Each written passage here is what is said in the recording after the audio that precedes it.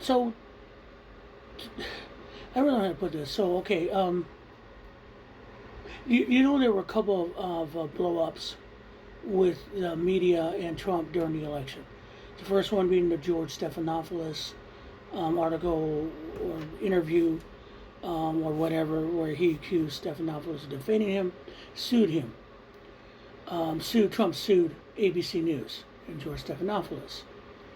And then came the 60 Minutes interview that Trump walked away from, that Kamala Harris did, but then he accused the CBS of editing the footage to make her look better, and he sued them over, I don't know, he sued them over it. So, Trump is now president. So we know what happened with Disney. Disney, who is a parent company of ABC and ABC News, settled with Trump, which was the worst thing to do. That wasn't even going to get anywhere in court. But Disney sued because they didn't want to get into a fight with Trump. All right, because it's Trump. So that gave him a lot of And now I'm hearing from Dan Rather on his Substack article today. And understand Dan Rather, through the 80s, 70s, and 80s, was the heir to Walter Cronkite. He was the one everyone listened to. And he is writing, sadly, that CBS News, who is part of CBS, which is owned by Paramount, Paramount's been having some serious financial problems with the Paramount Plus network not working as much as they wanted. They've been looking for a buyer. CBS News or Paramount is in talks with Trump to settle the lawsuit about 60 Minutes, because Paramount's afraid that if they keep fighting Trump and get to court, he's basically, with his DOJ, is going to squash it, and they can't make a sale. So they're looking to settle with Trump. They're literally going to throw 60 Minutes under the bus. 60 Minutes used to be a feared journalistic magazine. And I say that magazine because that's what it was. It was a once a week on-air TV magazine.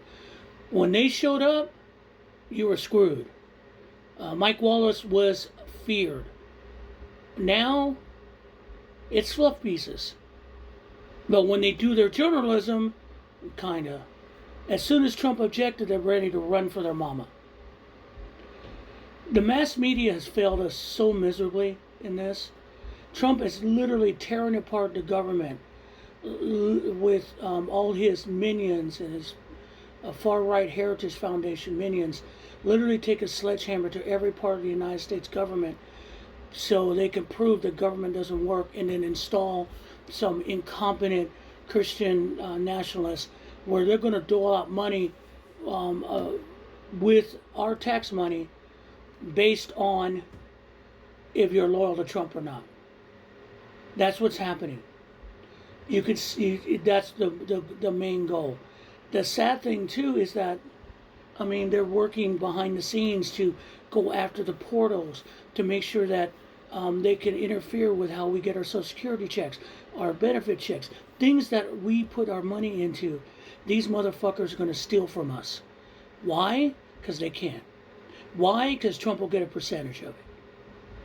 But here, the media used to be the one thing that would call that to the forefront, and everyone could try to run to stop. But the media has run now by the same corporations that are looking to fuck us, and basically they're going to sane wash everything or just ignore it. And you can see that already. Some of the most egregious shit that Trump has done already in 2 fucking weeks, they've been really trying to sane wash. MSNBC is about to go Entertainment Tonight and try to get away from politics because they don't want to deal with that shit. And the FCC chairman has decided that the NPR and PBS did some weird ass violation of their charters and is going after them. Why are you going after NPR and PBS? It makes no sense, but it does. Because in a world where we're run by the marching morons any of the intellectual or might be showing both sides has to be shut up. Welcome to Fascism 101, people. History says that in 30 days, the mustache man took down the German democracy and installed himself with a fascist dictatorship, and people cheered. Trump is trying to do it quicker, and he's almost getting there. And I don't know what to say because our Congress is fucking weak. Republicans are afraid of him, and Democrats don't want to stand up and do shit. And now the mass media is basically filling his pockets again.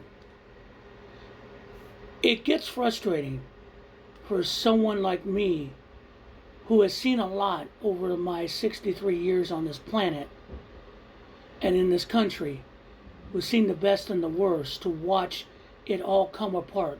The Republic always stood, but I'm watching the Republic come apart in front of my eyes, and a lot of people are either cheering for it,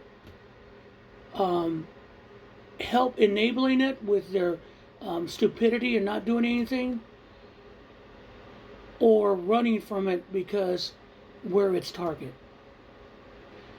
This is another nail in the coffin of the American Republic.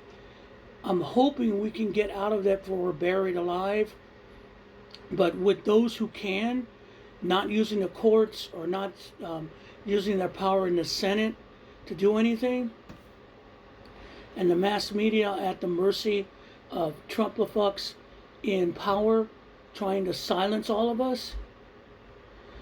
Man, I hope we still can speak about this soon, but while we still can, we need to make everyone aware that it's coming, and if you don't stop it, you're going to get underneath and stomped on.